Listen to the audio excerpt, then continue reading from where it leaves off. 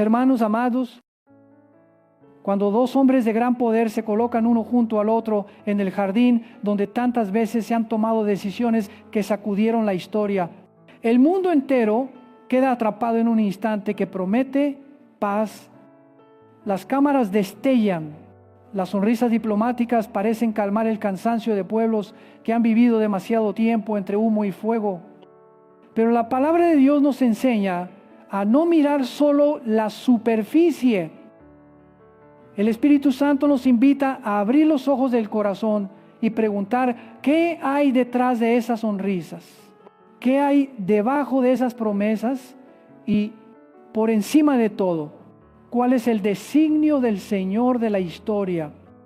Hermanos, cuando la humanidad escucha el estribillo suave de paz y seguridad, la iglesia no puede dormirse. Debemos poner el oído sobre el pecho de las Escrituras para escuchar el latido del corazón de Dios en esta hora decisiva. Aquel día se presentó un plan de paz en 20 puntos con la sonoridad de una hoja de ruta total. Se habló de un alto el fuego inmediato y de la retirada completa de Gaza. Se subrayó una desmilitarización absoluta. Se delineó un mecanismo de reconstrucción sin precedentes, con un consejo de paz presidido personalmente por un líder. Por encima de los organismos internacionales habituales, se prometió ayuda humanitaria y garantías de que nadie sería desplazado por la fuerza. Y el enfoque se amplió más allá de aquella franja de tierra para pintar un cuadro regional, extender normalizaciones, tender puentes hacia diversas naciones, tejer a muchos actores en un nuevo muro de seguridad. Se habló de seguridad para Israel, esperanza para los palestinos, estabilidad para la región y prosperidad para los pueblos. Todo suena como lo que la humanidad ha esperado largamente.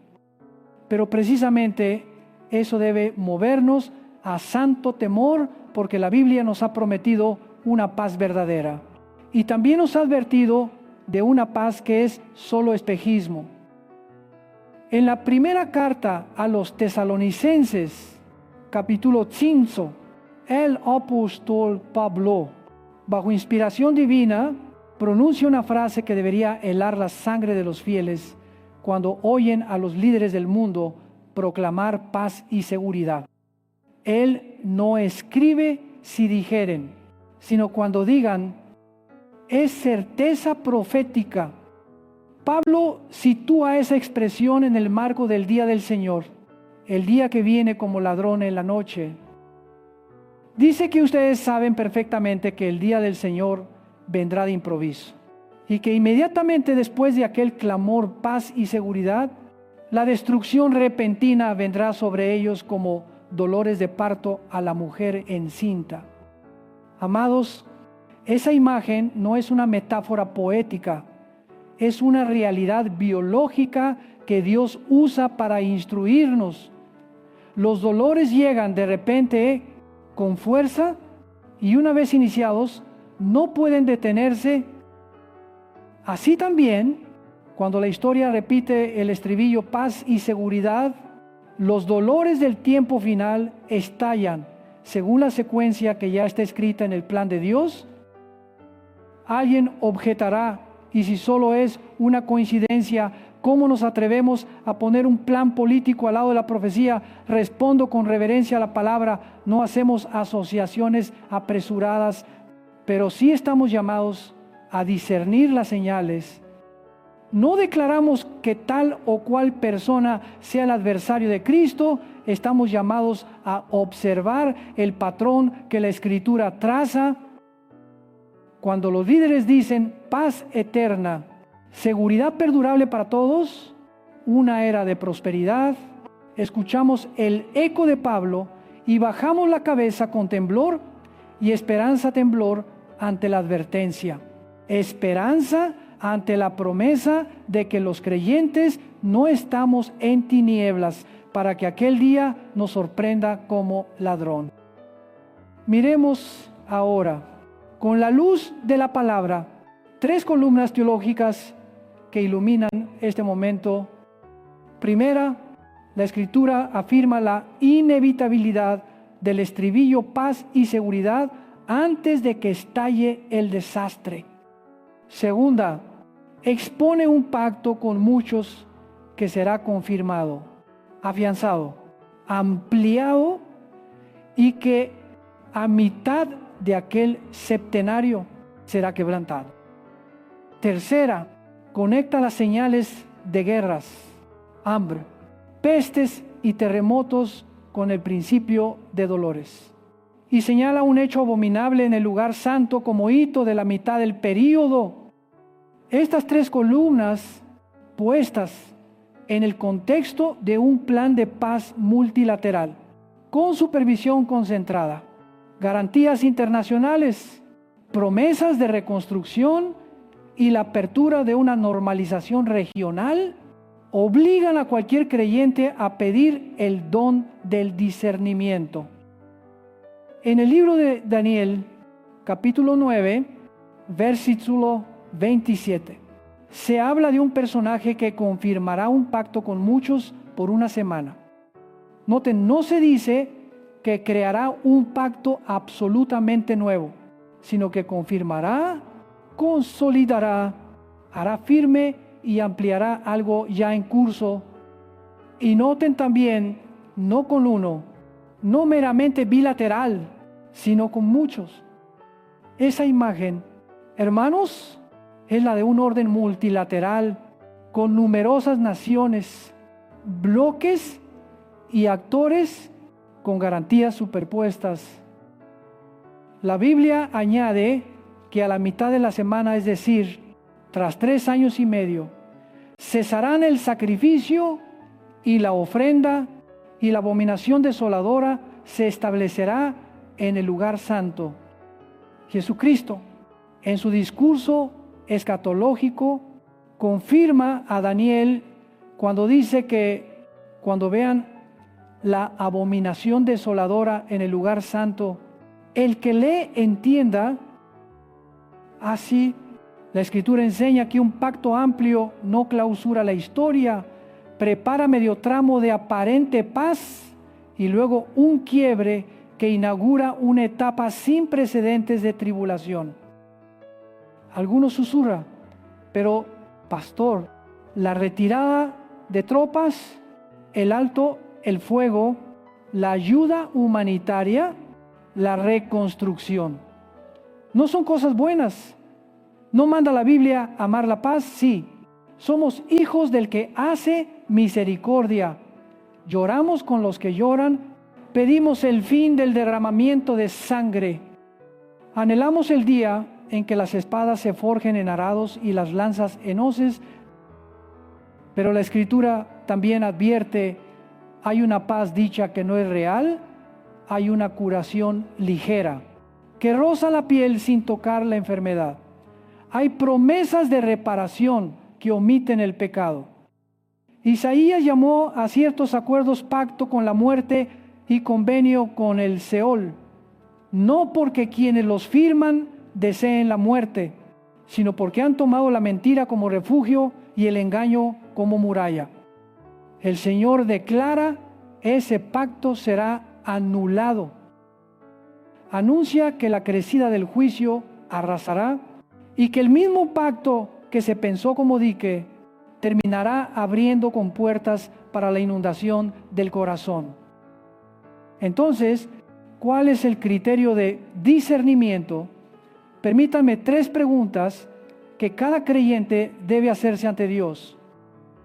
Primera, ¿dónde pone ese pacto la confianza última? ¿En el brazo humano o en el pacto eterno sellado con la sangre del Cordero? Segunda, ¿qué intenta sanar los síntomas visibles o la raíz espiritual del pecado y la rebelión contra el Señor? Tercera, ¿hacia dónde conduce a la gloria de Dios y la reconciliación del hombre con Él?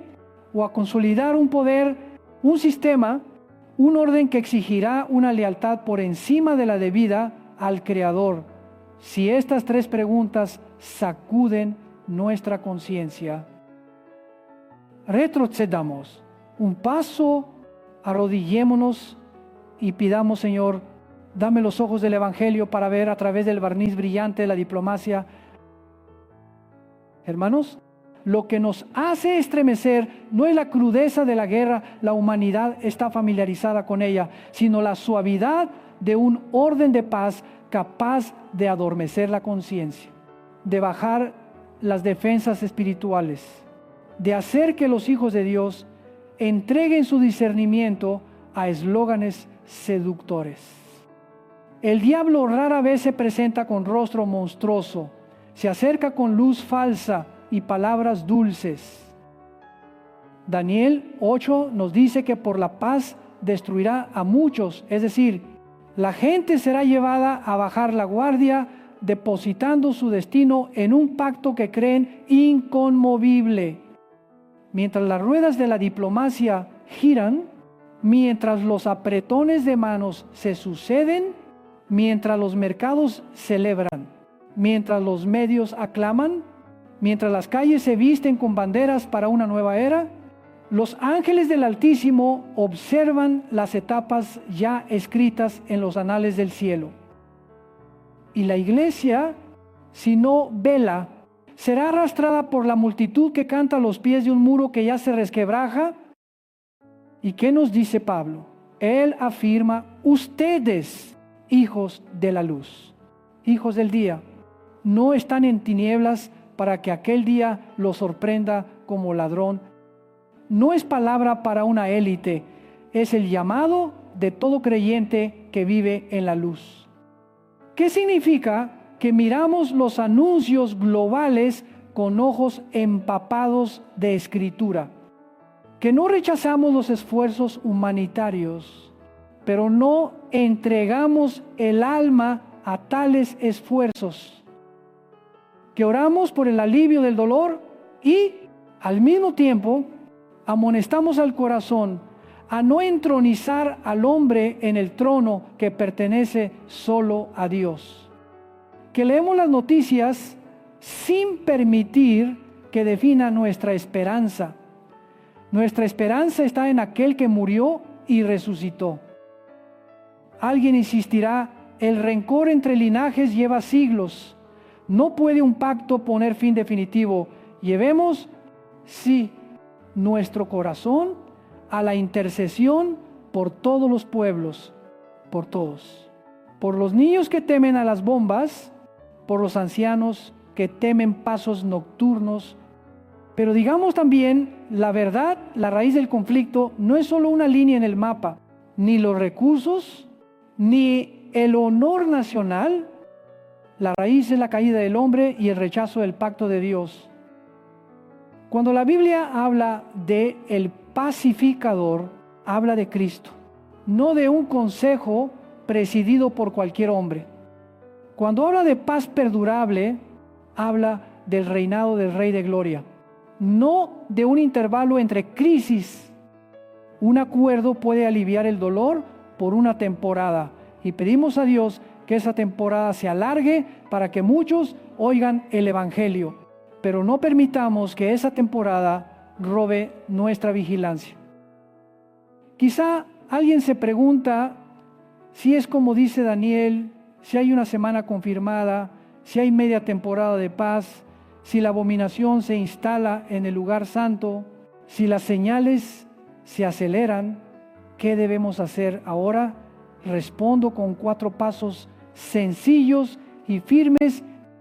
Primer paso: vuelva a poner su fe sobre el fundamento inconmovible, el sacrificio del Cordero, el pacto en su sangre, la justificación por la fe, la santificación por el Espíritu, la esperanza en su regreso glorioso.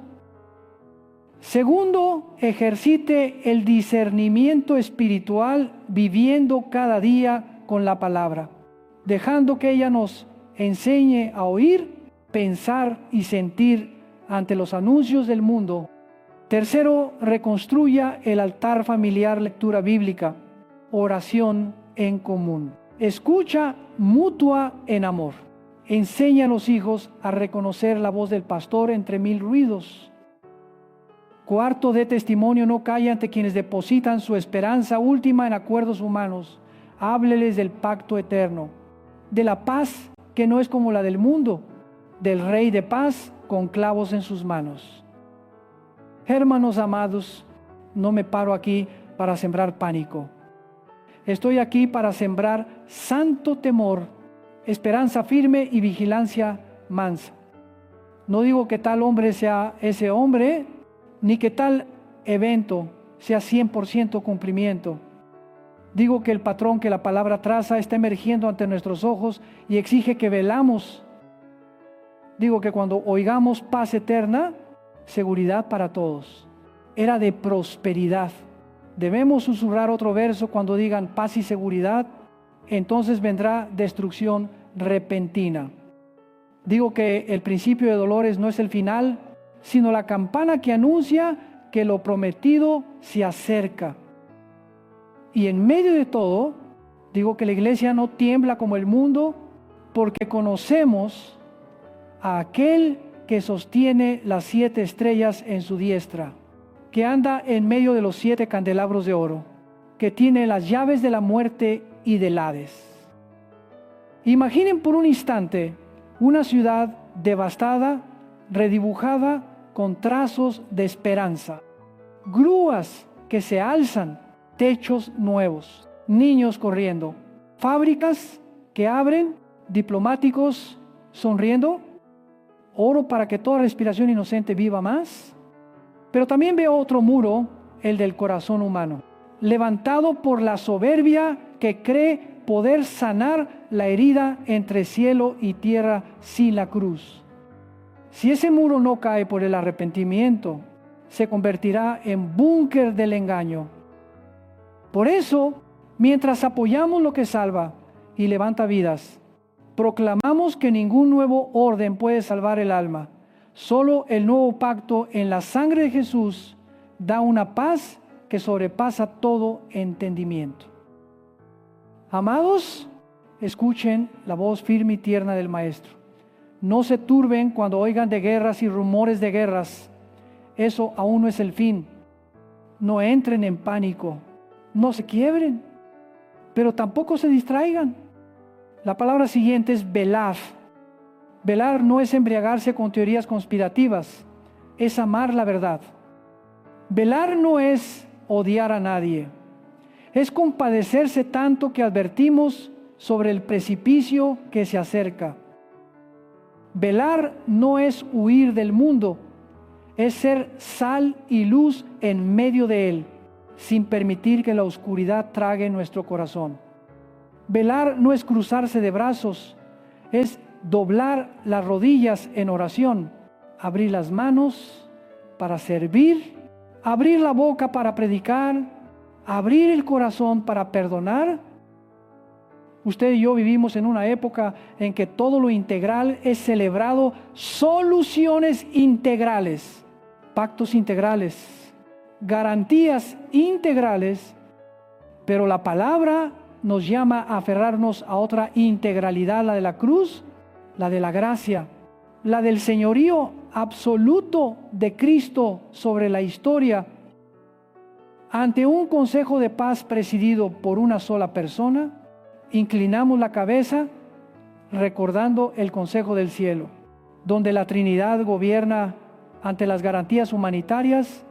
Recordamos el velo del templo rasgado ante los programas de reconstrucción. Recordamos que Él reconstruye el corazón por su espíritu.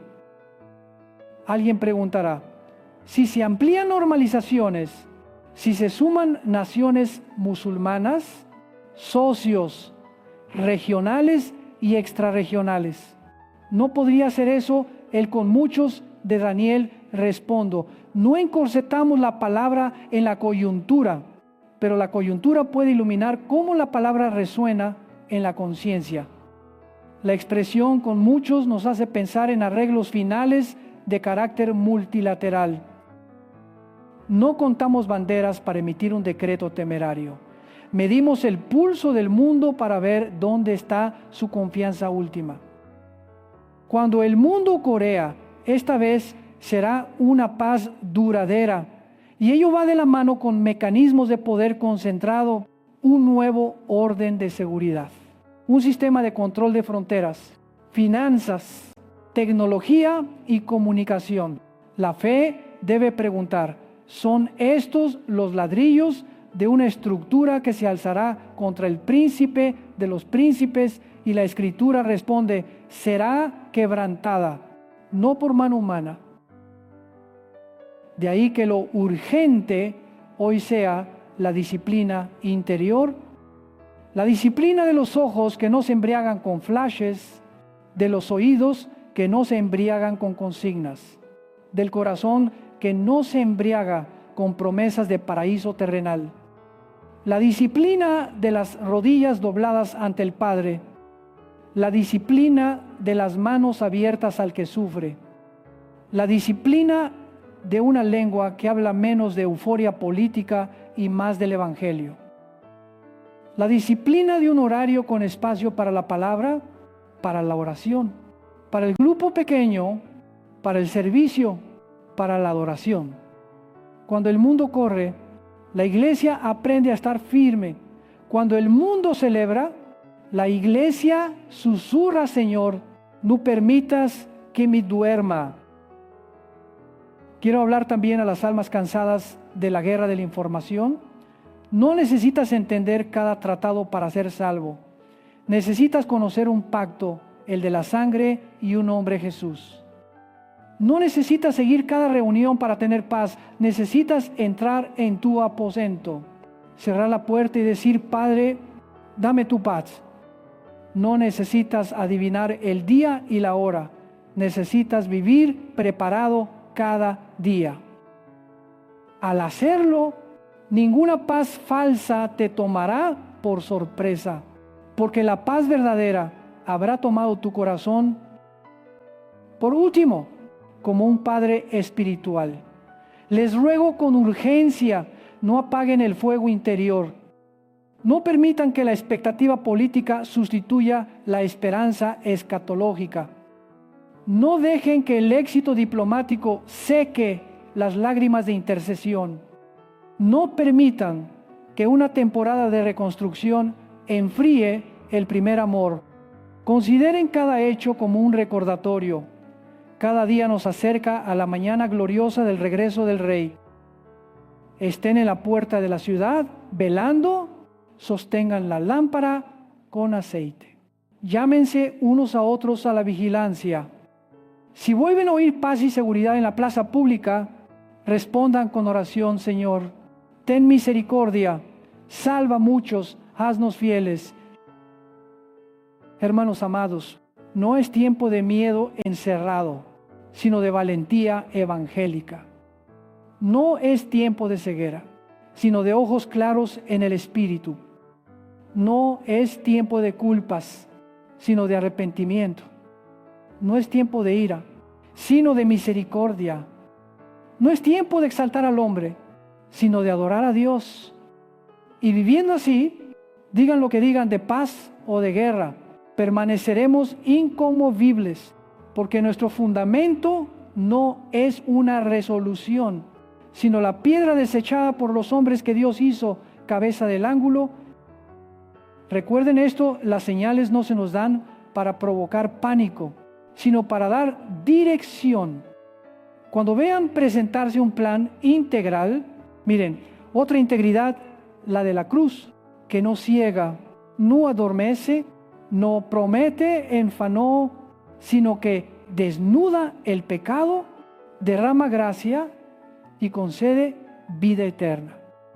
Allí la paz y la seguridad no proceden de firmas, sino de sangre derramada y de un cuerpo partido.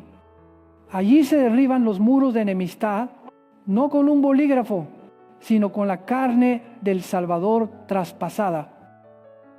Allí el único compromiso que jamás se quebranta es el de Dios, quien cree será salvo. Así que si el mundo levanta de nuevo un arco triunfal para una nueva paz, la iglesia levantará otro arco en el corazón, el de la fe, por el que atravesamos cada día proclamando: el Señor es mi paz. Viviendo así, no temerán a los dolores de parto. Comprenderán que después del dolor, viene el nacimiento. Tras las promesas huecas, la promesa verdadera. Tras los pactos de los hombres, el pacto eterno. Tras las sonrisas diplomáticas, la sonrisa del resucitado. Y tras toda la historia de los imperios, el reino inconmovible.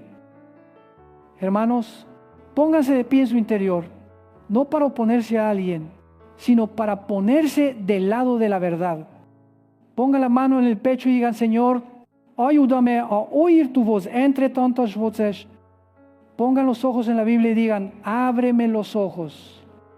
Pongan las rodillas en el suelo y digan: enséñame a orar. Pongan los pies en el camino angosto y digan: guárdame fiel.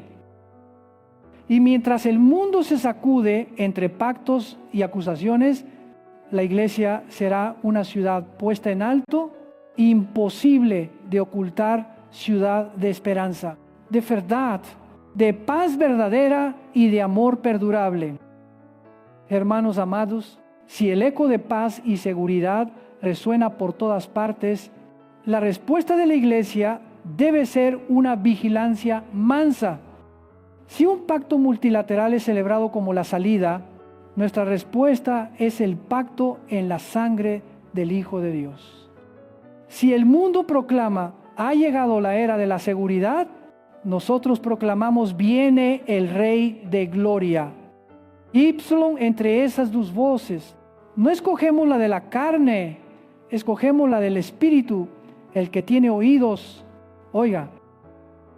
Que la luz de la palabra alumbre nuestros pasos para que cuando aparezcan los próximos acontecimientos, estemos listos no solo para resistir, sino para testificar que solo hay una paz verdadera.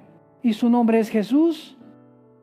Hermanos amados, continuemos profundizando a la luz de la palabra de Dios para reconocer qué opera detrás de los anuncios de paz y seguridad. No solo preguntemos: ¿hay o no hay un pacto? Entremos de lleno en la naturaleza espiritual que se oculta bajo la fachada humanitaria. Porque la Escritura muestra que los mayores engaños suelen presentarse con sonrisas amables y lemas hermosos.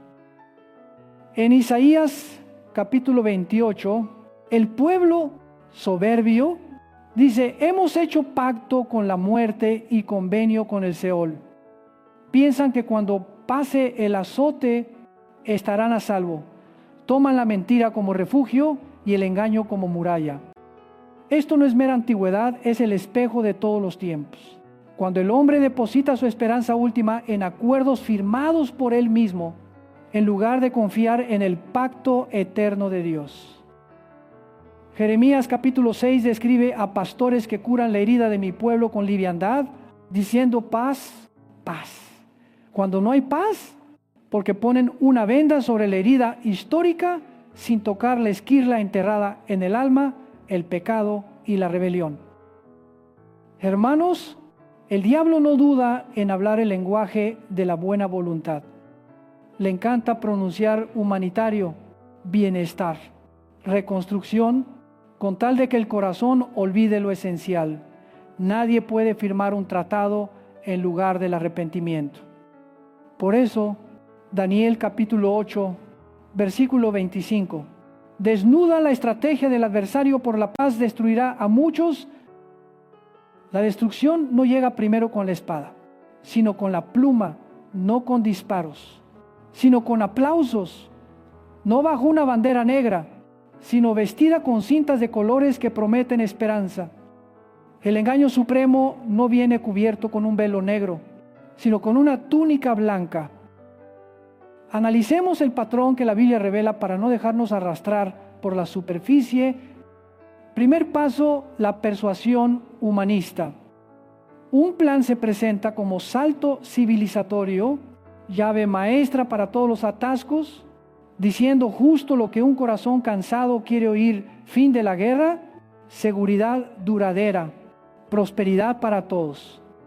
Segundo paso, el atractivo multilateral. ¿Cuántas más firmas? naciones e instituciones participan, más seguridad psicológica sentimos mientras la palabra enseña que la verdad no se mide por mayoría, sino por conformidad con la voluntad de Dios. Tercer paso, la ilusión de garantías. Cláusulas de supervisión minuciosas, hojas de ruta y mecanismos de protección tan detallados que el alma quisiera apagar la oración, suponiendo que todo está resuelto. Y el último paso, el más temible, la transferencia de autoridad. Un desplazamiento silencioso de la lealtad suprema desde la palabra hacia un sistema que exige la inclinación del corazón. En ese recodo, Apocalipsis capítulo 13, alza su voz. El mundo entero se maravilla, rinde tributo a un poder que aparentemente resuelve el problema imposible.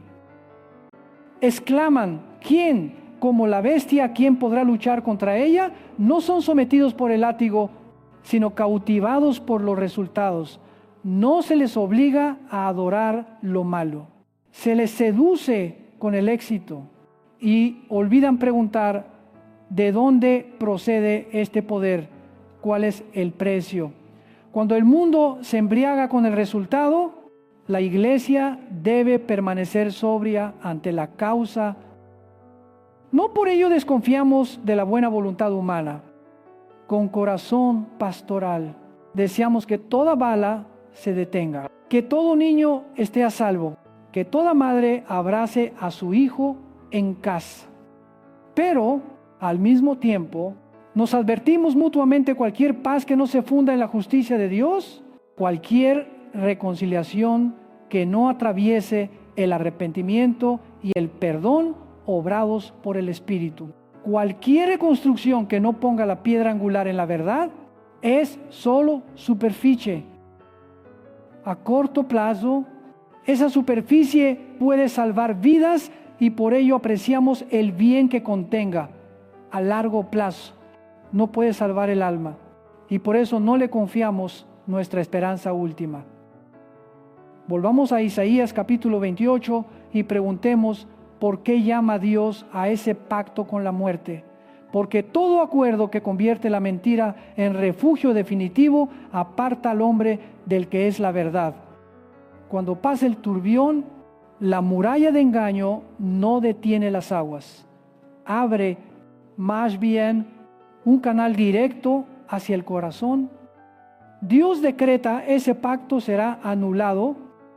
Esta es una ley moral del universo. Lo edificado con falsedad colapsa bajo el peso de la verdad. Por eso, la Iglesia no rechaza todo tratado de paz, pero se niega a llamar realidad a la ilusión, eternidad a lo temporal y salvación a la iniciativa humana. Para afinar el discernimiento, desglosemos 4 mentiras recurrentes. Primera, toda paz es bendición de Dios. ¿Verdad? Existe una paz fruto de la componenda con las tinieblas. Dios jamás bendice lo que pisotea la justicia. Segunda, cuanto más consenso, más verdad.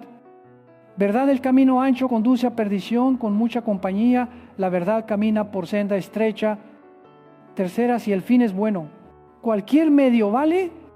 Verdad en el reino. Un fin santo nunca justifica medios impuros. Cuarta, puede haber prosperidad duradera sin arrepentimiento. Verdad, toda prosperidad sin justicia es casa sobre arena. Viviendo en un mundo hipnotizado por el éxito diplomático, la Iglesia debe recuperar una fe razonada, plantear tesis, analizar, aportar evidencias y concluir bajo la luz de la palabra. Tesis: la Escritura enseña un pacto con muchos que será confirmado y luego quebrantado. Enseña que por la paz muchos serán destruidos. Enseña que el lema paz y seguridad es señal inmediata antes del desastre repentino. Análisis: los pactos multilaterales, por su complejidad, producen sensación de certeza absoluta. Cuanto mayor el consenso, mayor la percepción de seguridad, más baja la valla de vigilancia espiritual. Evidencias, Isaías lo llama pacto con la muerte. Jeremías denuncia curación superficial. Daniel afirma, por la paz destruirá a muchos. Apocalipsis describe un mundo maravillado que otorga poder por éxitos visibles. Conclusión: el enemigo pretende adormecer a la iglesia en una moralidad de superficie para preparar el giro traicionero a mitad de la semana. Después, restauremos la ética de la vigilancia sin cinismo corrosivo, pero sin ingenuidad. La vigilancia es virtud cristiana. Jesús no dijo pánico, dijo: velad, no nos sacó del mundo. Nos envió como ovejas entre lobos, prudentes como serpientes y sencillos como palomas. Cuando se aplaude un pacto, el discípulo no apaga la radio, abre la Biblia, ora por los pacificadores y a la vez pide al Espíritu que guarde su corazón de colocar la confianza suprema en el lugar equivocado. A la par, sostengamos la economía de la esperanza, una esperanza que no oscila con los mercados ni con el compás de las negociaciones, esperanza tasada por la cruz y la tumba vacía. Si el mundo se exalta por paz duradera, nosotros cantamos: Él ha resucitado. Si el mundo presume de firmas, nosotros celebramos consumado es. Esto no nos vuelve indiferentes al dolor, al contrario, nos libera para amar con mayor entrega, sin caer en la desesperación. Cuando la superficie se agriete, sigue la disciplina de la verdad en la riada informativa. El creyente aprende a distinguir dato, opinión y propaganda. La pregunta moral es: ¿esto armoniza con la palabra, promueve justicia, misericordia y humildad ante Dios, o despierta soberbia y miedo? Practiquemos responder despacio, orar rápido y amar con constancia. En toda conversación, llevemos el eje al Evangelio. Cristo es la fuente de la paz verdadera. Y preparémonos para el quiebre a mitad de la semana. No esperemos a que cambie el viento para buscar refugio. Encendamos el altar personal y familiar, palabra diaria, oración perseverante, adoración de todo corazón, comunidad disciplinada y amorosa. Desarrollemos anticuerpos espirituales cuando oigamos frases sedosas. Corramos a la Escritura para examinarlas. Acopiemos aceite como las vírgenes prudentes, aceite de intimidad con Dios, de obediencia y de fe refinada en el fuego. Muchas congregaciones casi no oyen ya sobre escatología, y por eso, cuando retumban los hechos, caen en pánico o en sopor. La palabra no permite ninguna de las dos cosas. Nos convoca a ser atalayas, ojos en el muro, mano en la espada de la palabra, corazón en el pastor. No promete que todo acuerdo humano caerá de inmediato. Afirma que solo el pacto en la sangre del Cordero jamás será traicionado. Este es el momento de revisar nuestro propio compromiso. ¿Dónde colocamos la esperanza última, en la destreza negociadora humana o en el poder redentor de la cruz? ¿Aguardamos que un nuevo orden salve el corazón? ¿O anhelamos cielos nuevos y tierra nueva donde la justicia y la paz se abrazan? Estamos llamando eterno a lo temporal, profundo a lo superficial, salvación a la solución. Si es así, detengámonos, confesemos y corrijamos el rumbo, Señor. Me alegraré por toda paz que salve vidas, pero solo me arrodillo ante un pacto, el pacto en la sangre de tu Hijo. Desde aquí, el llamado se vuelve nítido: vigilancia amorosa esperanza firme, valentía en la verdad. Oremos por quienes se sientan a la mesa, por los que firman, por los que cargan decisiones pesadas. Que la misericordia de Dios limite la sangre derramada y abra puertas para el Evangelio en territorios considerados imposibles. A la vez, que guarde a la iglesia del sueño, que cuando llegue el éxito, no vendamos la vigilancia. Cuando suene paz, no perdamos el discernimiento. Cuando se prometa seguridad, no intercambiemos la fidelidad debida al Rey de Reyes. El enemigo prefiere a la iglesia sin armadura cuando callan los fusiles, pero la batalla espiritual no termina con una firma, cambia de fase. No cuelgues el cinto de la verdad porque la ciudad parece tranquila, ajústalo más. No envaines la espada de la palabra por discursos suaves, afílala. No bajes el escudo de la fe porque el mercado sonríe, elévalo más alto. Y, por encima de todo, no ceses de orar, ora más. Ya entendimos por qué la Biblia llama esto pacto engañoso y por qué por la paz puede abrirse el camino de la ruina.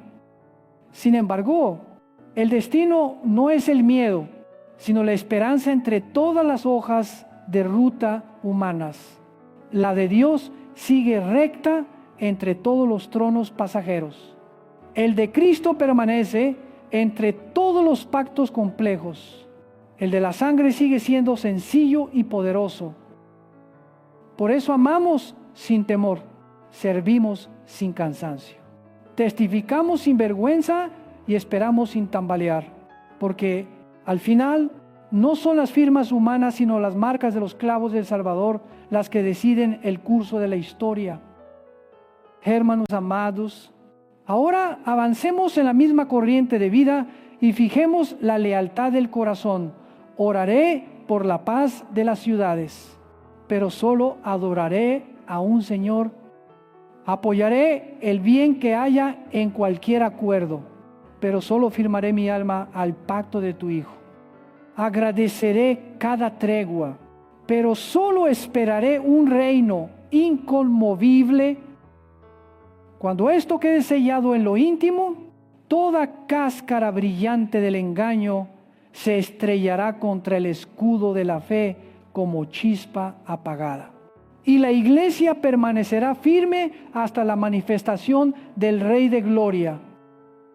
Hermanos amados, ahora la palabra nos invita a ir más lejos y mirar de frente el factor tiempo y la encrucijada de la historia, donde una sola declaración puede actuar como palanca que mueve todo el orden regional y despierta profecías olvidadas en muchos corazones. No todos los días son iguales ante Dios en la historia de la salvación. Hay días que funcionan como bisagras, cierran puertas antiguas y abren horizontes nuevos. Cuando un plan de paz resuena en un foro internacional, cuando los votos de muchas naciones consolidan una dirección, cuando los líderes se sientan juntos y forjan un consenso global en torno a una solución de dos estados, el creyente no solo pregunta ¿qué se ha anunciado?, sino también ¿por qué ahora? ¿Por qué en este preciso instante? ¿Y qué significa esto ante el Señor que preside los tiempos? Hermanos, los santos de la Escritura nos enseñaron a distinguir el eco del momento oportuno. Cuando el profeta habla de una semana fijada en el plan de Dios, no es un simple contador, es el modo celestial de afirmar que la historia no es azar de eventos, sino un curso con inicio, giros y destino. Por eso, cuando un pacto con muchos asoma en un contexto internacional favorable, con una opinión pública global que a una sola voz exige una hoja de ruta concreta, el creyente no se apresura a etiquetar, pero tampoco se le permite la indiferencia. Permanecemos como atalayas sobre el muro, escuchando el rumor de los pasos en la calle, midiendo el pulso del viento en los campos y reconociendo que este tiempo no es solo político, puede ser una hora permitida por la providencia. Alguien dirá, la historia ha tenido muchas declaraciones de paz, muchos apretones de manos, y luego ruptura, ¿cierto? Y precisamente por eso, la palabra nos recuerda una ley justo antes de la tormenta. A menudo llega la calma más plana. Esto nos trae a la memoria espejos de la historia humana, papeles que prometieron paz para nuestro tiempo, abrieron camino a orugas de acero que cruzaron fronteras poco después. Compromisos entre potencias que parecían atarlos, terminaron en nudos corredizos estrechando el cuello de los incautos. No lo recuerdo para sembrar miedo, sino para subrayar que la Biblia coincide con la experiencia. Los pactos integrales suelen ser el viento tibio antes de que el cielo cambie de color. Por eso, cuando un plan es aclamado como total, epocal, definitivo contra la violencia, debemos frenar medio paso para que la mano del Espíritu Santo repose en nuestro pecho y mantenga el latido a ritmo de fe, no al compás de la multitud. ¿Por qué es tan crucial el momento a la luz profética? Porque la palabra de Daniel sobre la 70ª semana no describe un hecho aislado, sino una hilera de fichas de dominó. Se confirma un pacto. Sigue una media etapa de estabilidad relativa, llega un quiebre en la mitad y se abre un orden sombrío como la noche que cae al esconderse el sol tras el monte. El momento de un anuncio multilateral se parece a la piedra que toca la primera pieza. No se oye todavía un gran estruendo, pero el ojo despierto vislumbra la trayectoria de la reacción en cadena. Cuando muchas naciones firman, no solo se redactan memorias de entendimiento, expectativas, mecanismos de supervisión, calendarios de reconstrucción y cláusulas de seguridad, comienzan a trenzarse como cuerdas que sostienen un nuevo orden. Y un nuevo orden, si no se centra en el señorío de Dios, necesitará otro centro de poder para mantenerse allí. Las profecías sobre poder conferido, imagen adorada y marca del sistema, dejan de ser letras lejanas para convertirse en posibilidades morales que debemos enfrentar con lágrimas de oración. Hermanos queridos, se habla de dos caminos ante el mundo como dos brazos de un río que se separan, pero que acaban en el mismo mar del cumplimiento. Un brazo es terminar el asunto por la fuerza, barrer los restos con hierro y fuego, arrastrando a las naciones colindantes, tejiendo una alfombra de conflicto regional. En esa perspectiva, palabras proféticas sobre alianzas del norte y tierras lejanas ya no descansan, quietas en el papel, parecen estrellas encendiéndose a la vez, dibujando una constelación que los observadores han señalado desde hace tiempo.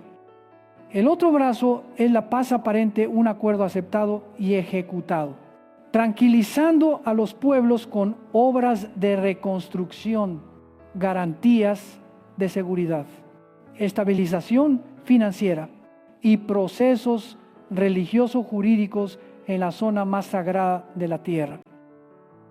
En ese panorama, el templo podría levantarse de nuevo, no solo con mármol y cedro, sino con la expectativa global de que por fin hallamos la fórmula de convivencia. En cualquiera de los dos casos, la Biblia nos obliga a velar, o el vendaval ruge desde fuera, o la noche se desliza desde dentro. Ambos acercan a la humanidad a la meta trazada por los profetas. Detengámonos un instante en silencio pastoral para formular preguntas que la conciencia justa no puede evadir. Primera, si se abre la senda de la paz aparente, estamos listos para la mitad de la semana. ¿Qué significa estar listos? Que los logros de reconstrucción no sequen nuestro altar de oración, Que los desfiles de alabanzas no borren la advertencia de Pablo. Que las gráficas de desarrollo no nos distraigan del modelo profético ya delineado. Es aumentar tiempo en la palabra, intimidad con el Espíritu y ligamentos santos en la comunidad, para que, si tiembla la tierra, los pies sigan sobre la roca. Segunda, si hierve la ruta de terminar por la fuerza, estamos preparados para días de aflicción. Preparar significa desactivar odios étnicos, políticos e ideológicos. Entender que pobreza no justifica renunciar a la fe. Y tribulación no autoriza vender el alma al miedo. Es decidir no llamar luz a las tinieblas. Aunque las tinieblas vistan los ropajes de seguridad nacional, orden público o interés supremo. Queridos hermanos, aquí suena como campana orientadora la enseñanza de Jesús en el Evangelio velado. Porque no sabéis la hora en que viene el Hijo del Hombre, estad preparados. Porque a la hora que no penséis, vendrá. Velar no es encogerse en la esquina del temor, es salir a la plaza del mundo con ojos claros, corazón manso y manos limpias. Estar preparados no es encerrarse para marcar X en un calendario, es vivir cada día como sacrificio vivo, santo y agradable a Dios.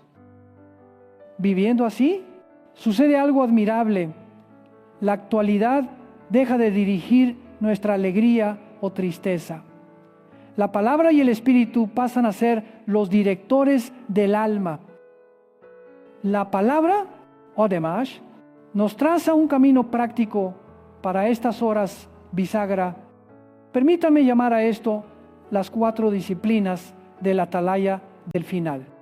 Primera disciplina, escuchar, reaprender el arte del silencio ante Dios, para que su voz supere a las agencias de noticias y su celo por las almas supere nuestro afán por las fronteras. Reservemos cada día un tiempo de quietud, abrir la Escritura, leer despacio, anotar, orar, para que la palabra no pase ante los ojos, sino que penetre el corazón.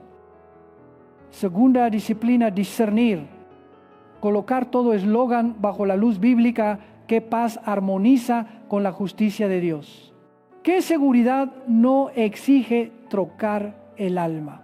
¿Qué prosperidad no se edifica sobre el olvido del pobre? ¿Qué reconciliación no esquiva el puente del arrepentimiento? Enseñemos a nuestros hijos a distinguir dato, comentario y propaganda. Cultivemos en familia la pregunta: ¿esto nos mueve a amar más a Dios y al prójimo?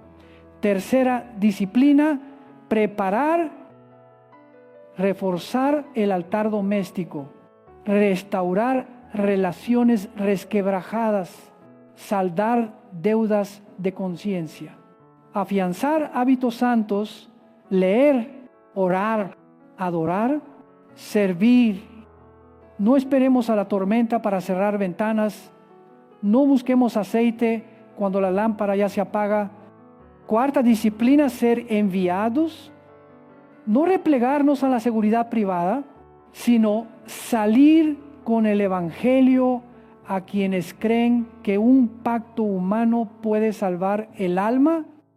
Contémosles de un pacto que jamás se traiciona, firmado con la sangre del Hijo de Dios. Quizá alguien pregunta: ¿cómo decir a un mundo cansado de guerra que la paz que celebran puede ser falsa sin quebrarle el ánimo? No llegamos como saboteadores de la esperanza, venimos como ajustadores de la brújula. No apagamos la mecha humeante, añadimos aceite verdadero. No nos burlamos de los esfuerzos humanitarios, los colocamos en su sitio buenos, pero no supremos, valiosos, pero no salvíficos. Hablamos con lágrimas, gracias a Dios por días de tregua y vidas preservadas, pero no deposite su confianza última en la capacidad del hombre, colóquela en aquel que murió y resucitó. Hermanos, Hablar del momento es hablar de oportunidad para el testimonio. Cuando los ejércitos del mundo entonen un himno a una era de prosperidad, es ocasión para que cantemos la gloria del resucitado. Cuando los telediarios cuenten los días por ultimátums, la iglesia cuenta los días por misericordia, un día más para el regreso del pecador, para la restauración del reseco, para abrazar al temeroso con la paz de Cristo.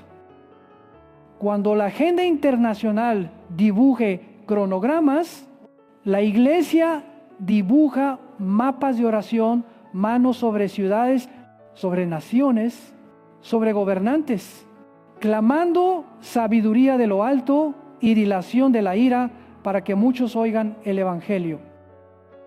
Y si un ultimátum conduce al mundo a una bifurcación, recuerde que cada alma también está ante su encrucijada. Un camino es el del éxito superficial, confiar en el nuevo orden, disfrutar la calma pasajera, trocar el alma por sensación de seguridad. El otro es el de la cruz, confiar en el herido por nuestras transgresiones, aprender la paz, que no es como la del mundo, vivir mansedumbre entre aplausos y abucheos, ser fiel en bonanza y tempestad. Al final, estos dos caminos deciden el destino eterno de cada uno, más que todos los apretones de manos de fuera. Usted y yo no podemos confundir la meta. Si se aprueba un pacto multilateral, tómelo como alarma, no como canción de cuna. Si estalla una campaña para terminar por la fuerza, véala como llamado a la batalla de oración, no como licencia para el odio. Si se habla del templo, recuerde que el primer templo ha de ser el corazón recreado. Si un sistema global crece, recuerde que el reino ya está entre nosotros, no por supercomputadoras, sino por el Espíritu que habita en los creyentes. Quiero hablar a los pastores y líderes espirituales: no permitan que el rebaño padezca hambre de doctrina escatológica. Prediquen la palabra íntegra, sin subrayar el miedo ni diluir la verdad. Enseñen a leer el noticiero con la Biblia abierta, a ver la actualidad con rodillas dobladas, a participar en la sociedad con manos que sirven y ojos que buscan justicia. No teman llamar al pecado por su nombre, no teman convocar al arrepentimiento, no teman hablar del retorno con el gozo de la esposa que aguarda al esposo. Una iglesia nutrida con alimento sólido no será engañada por paz falsa ni derribada por tormenta. Finalmente, hermanos, lo que nos mantiene firmes no es acertar cada movimiento del mundo, sino permanecer sobre cada palabra de Dios. Podemos errar en calendarios, no erremos en lealtad. Podemos ignorar escenarios, no relajemos la disciplina santa. No podemos corregir todos los tratados, no olvidemos proclamar el pacto sellado con sangre. Así, cualquiera sea la bifurcación, la iglesia seguirá por el camino angosto que lleva a la vida. Unámonos ahora en oración. Padre Santo, sobre los campos de la historia que se estremecen, pon tu pie firme. Sobre los tratados de los hombres, coloca la cruz como hito. Concede a los gobernantes sabiduría de lo alto, santo temor y compasión por los pueblos. Protege a los niños, sostiene a viudas y huérfanos. Venda las heridas de los inocentes. Despierta tu iglesia de todo sopor. Enséñanos a velar sin pánico, a ser valientes sin soberbia, a ser mansos sin flaqueza. Derrama tu espíritu para amar la verdad, aborrecer la mentira y caminar en fe, esperanza y amor. Y, sobre todo, Graba en nuestro corazón una fidelidad inconmovible a tu Hijo amado, Príncipe de paz, camino, verdad y vida. En el nombre de Jesucristo oramos. Amén.